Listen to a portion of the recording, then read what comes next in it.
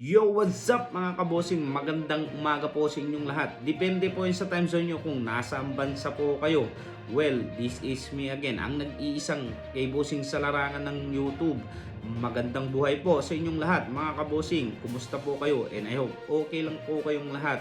Well, kung bago lang kayo dito sa aking YouTube channel, huwag niyo kalimutan pindutin ang subscribe button, like, and pakipindot na rin ang notification bell para updated kayo sa mga video na aking i-upload. And advance Merry Christmas po sa inyong lahat.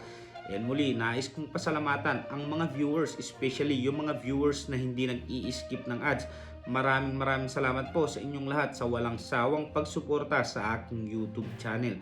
At samantala mga kabosing, mga kababayan, Senator Rafi Tulfo and Senatora Cynthia Villar ay nagkasagutan sa Senate kaugnay ng budget hearing ng Department of Agriculture.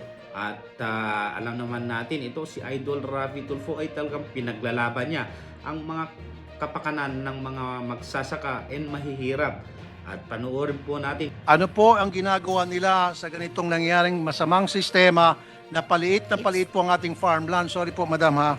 Yeah. Na hindi lang po sa Kawayan, sa Isabela, kundi sa marami pong mga probinsya na marami na po mga subdivision na nagsilipa na. Where will the people live if you don't build subdivision? Marami po mga lugar na pwede pong pagtayuan ng subdivision. Huwag lang po i-take over yung mga farms. Kasi nga po, kuminsan yung mga farmers, dahil sila po yung naghihikaos, they're being taken advantage of. No. Lalo na po meron tinatawag na rice tarification. So mura po yung mga bigas na dumarating dito, they cannot compete. And then papasok po ito mga negosyante at mag-o-offer ng pera para bilhin ng kanilang mga lupain. Of course, walang choice po yung mga farmers kung hindi ibenta na lang kanilang lupa sapagkat meron na po tinatawag na rice tarification. I wrote the rice tarification kayo po ba yun? law. You know, we wrote that rice tarification law because in 2018, the price of rice rose to almost 50 to 60 pesos per kilo. And that is the only time President Duterte became unpopular because rice is a political crop. When nagmamahal ang rice, nagiging unpopular ang president. And the World Bank, we signed that WTO agreement in 1995 and they gave us 25 years to be competitive, but we failed to be competitive after 25 years. And if we don't open or liberalize the importation of rice, they will bring down our credit rating, and we have plenty of loans abroad and we have to pay higher interest for those loans, so it will be a loss to the Philippine government. So what I did when they asked me to write the rice tarification law, I gave all the money from the collection of rice tariff to the small farmers. 10 billion for the Rice Competitiveness Enhancement Fund, 5 billion for mechanization, 3 billion for seeds, 1 billion for loans, 1 billion for training. And anything above 10 billion that was collected, it was given to the rice farmers owning 2 hectares and below, 5,000 each, 1.6 million farmers. So that is 8 billion. So a total of 18 billion, which is the collection of the rice tarification law na rice tariff. Alam ko po I yan. don't feel any guilt to the small farmers. All the money that came from the rice tarification law were given to the small farmers owning 2 hectares and below. So how do we identify those small farmers? Paano They po have a list. Do you have po a list? They So have paano a po ninyo pinipili ng DA? They have Paano, a list. paano po pinipili kung sino po ang maging recipient nitong pera na galing po sa rice tarification? How are they being They have identified? a list of farmers owning 2 hectares and below. So, Oh, meron po... papalista ka sa kanila. They have RSGSA. RSBSA. Okay. Oo.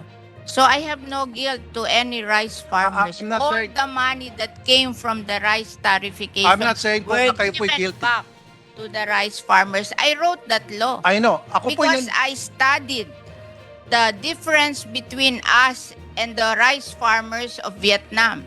The rice farmers of Vietnam, they produce their palay at 6 pesos per kilo. We in the Philippines, we produce our palay at 12 pesos per kilo. The 6 pesos difference, I look at it. And 350 is labor. That means we're not mechanized.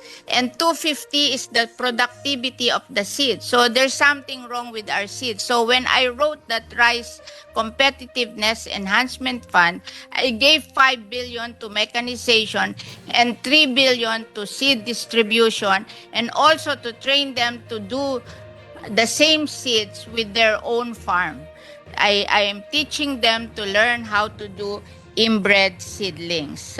Ayan mga kabossing, mga kababayan, paano na lang kaya kapag walang Raffy Tulfo sa senator? Kasi kung ano yung para sa mga kapakanan na magsasaka at mahihirap, ay yun talaga yung kanyang sinusulong. At samantala mga kabossing, mga kababayan, 3 offices ang bubuksan ng Office of the Vice President this coming 2023, at ito nga ay inanunsyo na ni Vice President Sara Duterte, at ito po ang kanyang sinabi mga kabossing, mga kababayan.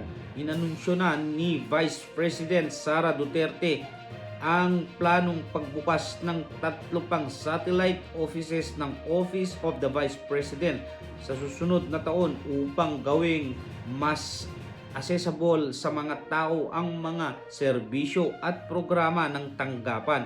Ang Office of the Vice President ay mayroong 7 existing satellite offices sa Bacolod, Surigao del Sur, Cebu, Davao, Tacloban, Dagupan at Zamboanga. Sinabi pa ni Vice President Sara Duterte na maaari silang magbukas ng 1 hanggang 3 satellite offices depende sa kung paano ito mapupundahan mula sa budget ng Office of the Vice President. At tanong nga ng mga karamihan, mga kabossing, mga kababayan, ay bakit hindi naisip ng nakaraang Vice Presidente yan, at bukod tanging si Vice President Sara Duterte ang nakaisip niyan. So well, palakpakan po natin ang ating Vice President Sara Duterte kasi ginagawa niya ang lahat para sa kapakanan ng mga taong bayan. Saludo po ako sa iyo, Madam Vice President Sara Duterte. So well, forward po tayo mga kabossing, mga kababayan. Talagang pinagmayabang pa ni DOJ Boying Rimulya sa Switzerland na madaling na-resolve ang kaso ni Percy Lapid. Isa lang ang ibig sabihin niyan mga kabossing, mga kababayan. Talagang ang tinutukoy na nga na mastermind ay si General Bantag. So, well, ito po ang kanyang sinabi mga kabossing, mga kababayan. Ibinida ni Justice Secretary Jesus Crispin Remulla sa harap ng United Nations Universal Periodic Review sa Geneva, Switzerland ang mga reforma sa justice system sa Pilipinas sa ilalim ng Marcos Administration. Ito na ang pang-4 na lumahok ang Pilipinas delegasyon sa UPR sa United Nations. Ilan sa mga ibinida ng kalihim sa harap ng UN Human Rights Council ay ang mabilis na pagresolba sa kaso o case build-up sa pagpatay sa mamamahayag na si Percival Mabasa o Percy Lapid. Sa loob lamang aniya ng mahigit buwan ay gumulong ng kaso at agad na nabigyan ng proteksyon ang mga testigo sa pamamaslang. Maliban dito ay binahagi din ni Remulla ang reforma na ginawa ng administrasyon sa mga kulungan sa bansa at pagpapalaya sa mga kwalipikadong bilanggo. So well, yan po ang sinabi ni Justice Secretary Boying Rimulya. So well, kung nakaabot kayo dito sa portion na to mga kabossing, huwag nyo hong kalimutan pindutin ang like. So hanggang dito na lang sa mansulok ng mundo. Ingat po kayo lagi and may God bless, especially sa mga kapwa kong OFW. Ingat po kayo lagi and God bless us. So bye mga kabossing, peace off.